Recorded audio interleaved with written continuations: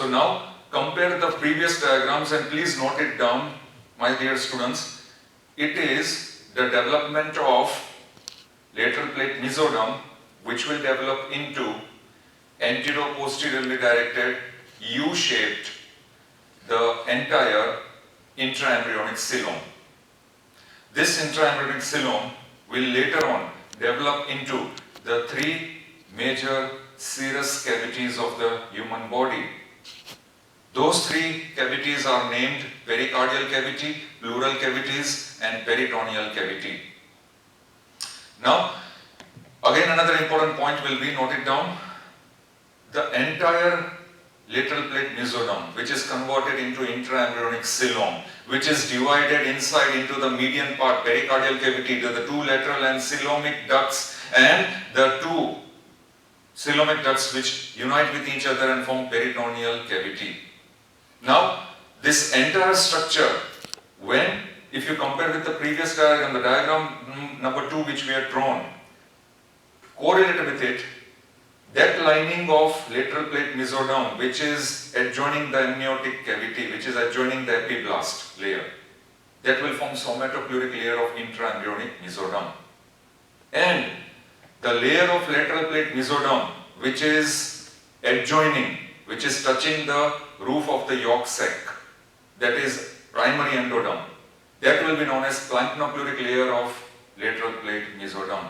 So please mark it, note it down, that the entire lining of lateral plate mesoderm, that is intraembryonic coelom, is divided into two parts. The part which is lining the upper primary ectoderm, that is epiblast, that is just below amniotic cavity, will be known as somatopleuric layer of intraembryonic mesoderm, and the part which is lining the yolk sac, that is hypoblast, primary endoderm, will be known as the planktopleuric layer of intraembryonic mesoderm. This terming is very important. Next point will be the parietal linings of all the three cavities, pericardial, pleural and peritoneal cavity, will develop from somatopleuric layer of intraembryonic mesoderm. Then the visceral linings of all the three cavities, that is the pericardial, pleural and peritoneal cavity, will develop from planktopleuric layer of intraembryonic mesoderm. Now, as we have written all the generalized structure, now we are going to divide.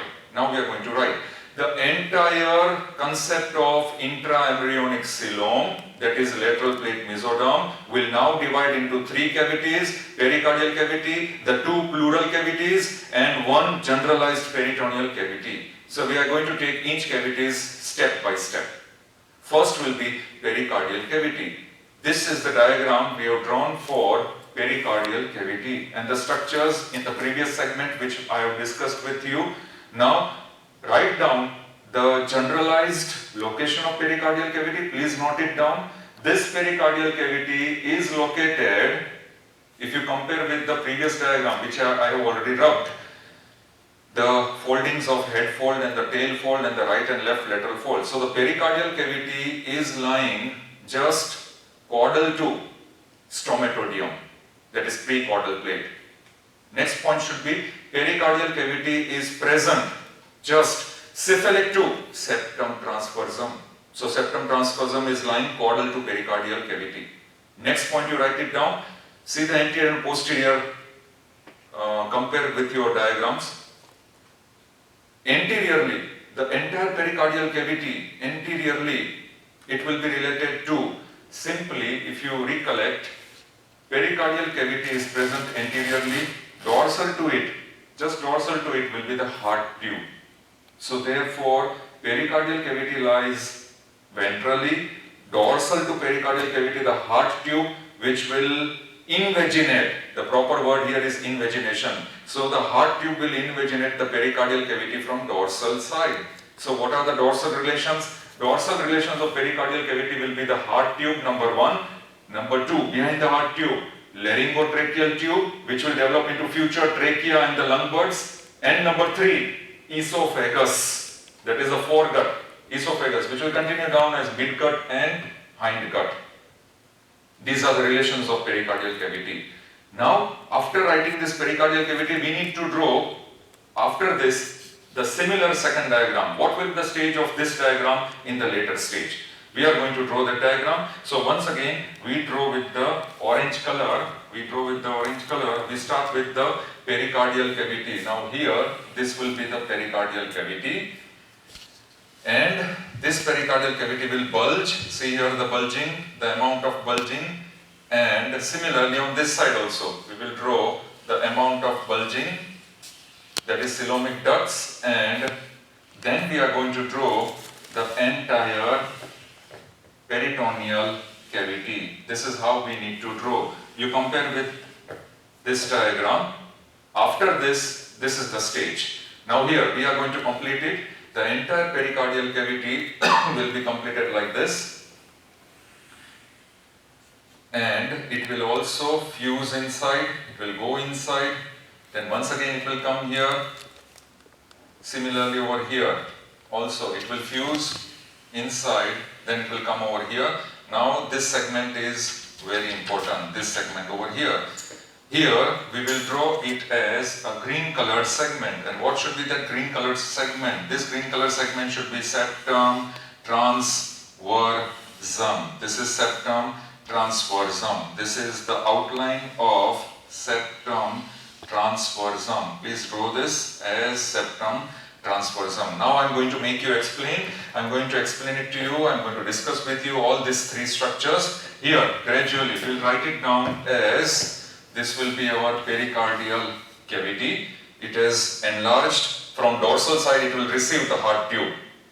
Then we are going to draw here, first structure we are going to draw here, the laryngotracheal tube. The laryngotracheal tube, green color which we have drawn, the laryngotracheal tube as it is coming from the dorsal side here, it will pass, this laryngotracheal tube will form the buds.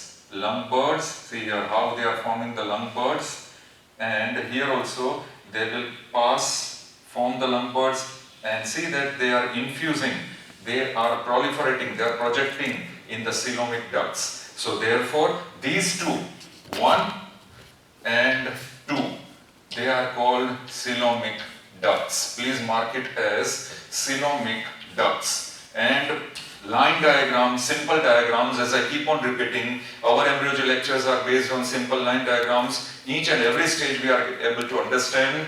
Here, this laryngotracheal tube on the right and left side, they are slowly infusing, they are slowly invaginating, they are slowly perforating inside the coelomic duct. Coelomic duct is enlarging, and therefore this will form lung buds. Please mark it as lung buds.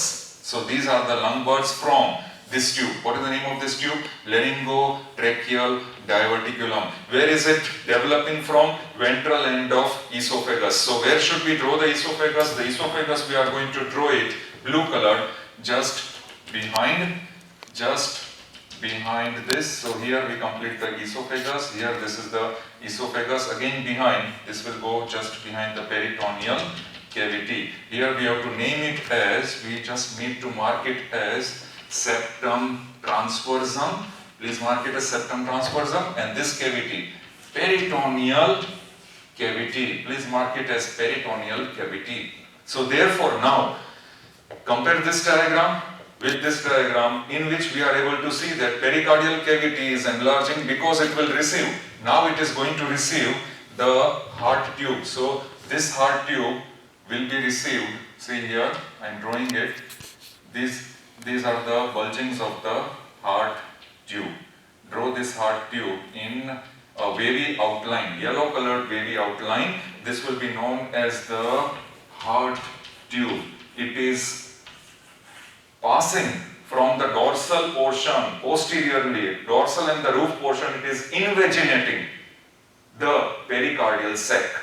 So therefore, now we can see that as the heart tube is slowly invaginating the dorsal part of the pericardial cavity, from the dorsal portion, from the roof portion of pericardial cavity, the heart tube is entering inside. Therefore, what are the similar changes happening here? The similar changes will be the laryngotracheal tube is passing on the right and left side as lung buds. They are enlarging. they will invaginate the two coelomic ducts. As the coelomic ducts are invaginating, later on these coelomic ducts will be developed into, they will be known as pleural cavities. So therefore, mark these two as pleural cavities. The entire coelomic ducts will later on cover the lung buds and they will develop into pleural cavities. So here, these lung buds, what is the direction of the development of lung buds? See here, the arrows. Cephalic, caudal and lateral direction. Once again, cephalic, caudal and lateral direction. These lung buds will go in the body wall ventrolaterally and dorsolaterally, also cephalic and caudal. We are interested in pericardial cavity, so we are interested in these two portions. What are these two portions? Now here, this pericardial cavity is separated from the two pleural cavities. Now the coelomic ducts are known as the pleural cavities. They are separated by one important development of this membrane here. And this membrane here, if I put an arrow here, this invagination is nothing but a membrane. This membrane, my dear students, please mark it as pleuropericardial membrane. Pleuropericardial membrane. And the channel which is connecting pericardial cavity with coelomic duct with pleural cavity, this channel will be known as, please mark this channel, here I will on this side, this channel I will mark it as pleuropericardial canal. These two words are very important, note it down also. Pleuropericardial canal, which will communicate pericardial cavity on both the sides with pleural cavity, and later on pleuropericardial membrane, which will cut the pleuroperitoneal canals. It will close down the pleuroperitoneal canals later on. So pleuropericardial membrane will develop here, it will isolate, it will close down the pleuroperitoneal canals, and pericardial cavity is isolated from pleural cavity. And here two more structures you mark here. In the pleuropericardial membrane, two structures will be there. One structure will be known as phrenic nerve. One structure which will be known as phrenic nerve, yellow colored I have marked, and one common cardinal vein. Common cardinal vein with blue color I am marking, and one is phrenic nerve in pleuropericardial membrane. Kindly note it and mark it down.